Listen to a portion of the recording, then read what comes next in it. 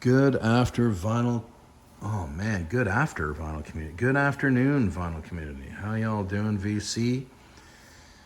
Your Vicar of Vinyl is back with you again. It's Tuesday, September 28th, on a glorious day here in Toronto. I have the week off, and I couldn't be happier having the week off. It's been a long haul the last 5 months, and I haven't had a break really. Well, really? Yeah, 5? Yeah, it has been. It was 5 until now. So good to have this week off, and I did some shopping. Well, I've done some shopping. I've been doing a lot of vinyl shopping, and what I found yesterday is not what I'm going to show today. This is a 5 Fresh Finds video, but these are kind of like semi-fresh finds. They've been around for, I just haven't shown them, for about a month and a half. I found them easily. Anyway, yeah, so I wanted to do a 5 Fresh Finds. And there's more to do. I went vinyl shopping yesterday with a buddy. It was so great to get out and on a day off and just go digging with an old friend from grade school. We've been friends for a long time, and he's also a vinyl junkie. So, and then have lunch and then talk about the vinyl. Anyway, you know, it's nerddom beyond nerddom, but it's fabulous nerddom.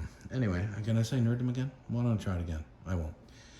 Okay. 5 Fresh Finds. What I'm going to start with.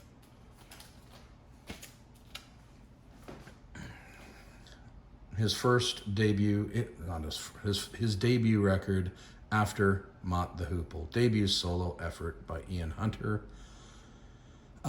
Really happy to have found this. This is released in April of '75. I've been finding, oh, that's a great shot of Ian. I forgot about that picture on the back there.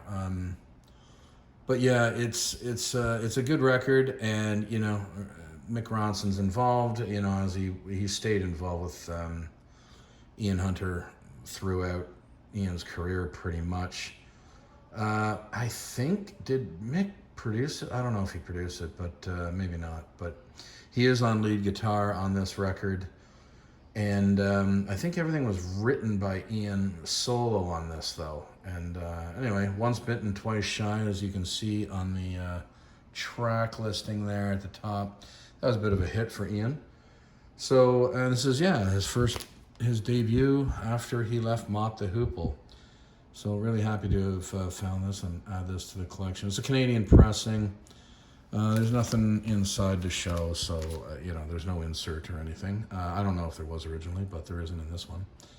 And you know what? Let me just double check. I don't think there is, but no, just your old standard kind of beat up inner sleeve that I'll end up replacing. Anyway, that's the first one. And yeah, I've been really adding to the Ian Hunter collection. It's been having a lot of luck in that department. Real Live by Bob Dylan. This is the second fresh find. Real Live, released in November of '84. You know, it's a pretty good live record. I wouldn't say that this is Bob's greatest live record, but it is a good one. And again, I'm really just adding to, I'm really getting quite a lot of Bob in the collection now. Well, for me, you know, so, and this does, again, it's a Canadian pressing. Looks good out of there. I gotta replace that sleeve, but, and it does come with the original inner. It's a little dinged up. Great shot though, Bob. But, you know, you can see here, there's just tiny bit of hairline fractures here, you know, you can see there. I gotta be careful with it. But and there is the other side of that. Yeah, it's you know, I haven't listened to this. I've listened to it streaming, but I have not listened to this. I haven't had an opportunity to spin it yet, clean it and spin it, but you know, there are a lot of great musicians on this one. Colin Allen on drums, Ian McClagan on keyboards, and he was from the Faces originally. Carlos Santana is on one track on this. Mick Taylor is generally the lead guitarist on this, and Glyn Johns produced it. So I mean, it's a pretty good record. It's just not, I don't know. From what I've listened to, it's good. It's not great, but it's good, and I'm glad to have it in the collection. Love to hear what some of you think of this. If you know this record, if you're familiar with this live record, let me know what you think. All right, here's the second one. Second fresh find. Sorry, I'm down below here. Putting things together, keeping them together. All right, what do we got here? Oh yeah. Again, here's another band I've just been collecting, and I know Steve Carlson's a big fan. I keep mentioning that every time I find a Los Lobos record. Really happy to have found this one. How Will the Wolf Survive from 1984, released in October of that year. Fantastic record, and happy to have been finding these. Let's see, I don't think anything came in. I don't know if, no, it didn't. On the Warner Brothers / label there, I don't know if originally it came with anything on the inner sleeve. You know, in the 80s, they tended to do that, the additional artwork, but it's not in here anyway. But if it is, let me know. But a great record to have found, and this is their, well, what they're calling their first major label record on Warner Brothers / All right, there is the third.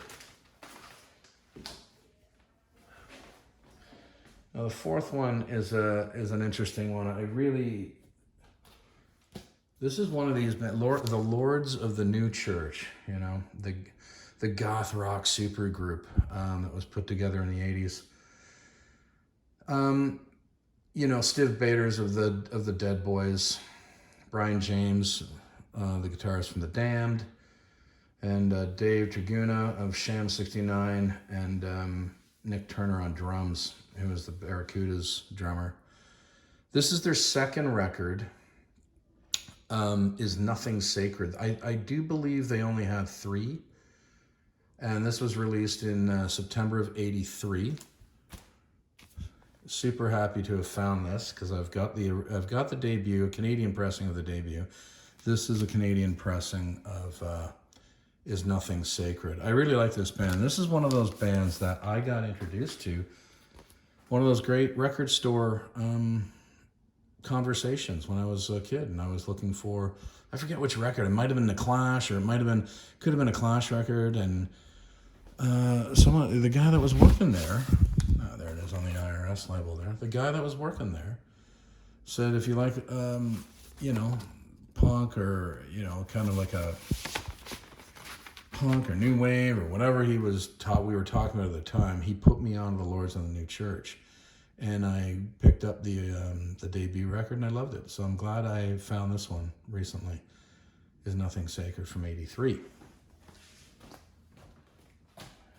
And that was the fourth fresh find. Moving on to the fifth. The seventh studio record by XTC, The Big Express, released in October of 1984. There's a number of 84 records today, I believe. Another really solid XTC effort, and I like this record. Oh, and this, I gotta tell you, it is in immaculate condition. I think you can, let me just tuck that in there, but I'll take it out in a second. But this is unbelievable. Like it's like it's new. It's kind of ridiculous. The inner sleeve is perfect. There's no seam splitting. There's no hairline fractures. There's nothing. Great shot of the band there. And I will gently do this here, because people love their labels. On Virgin, XTC, The Big Express from '84. I haven't spun this one yet, but I'm very familiar with it, as I am generally with XTC. I love the band. Glad to have found this, and I'm adding almost weekly. It feels like almost weekly to the XTC catalog. So glad to have found this. That's my fifth and final fresh find of the day. Hope you're having a great day, VC. Check in later. Talk soon. Bye-bye.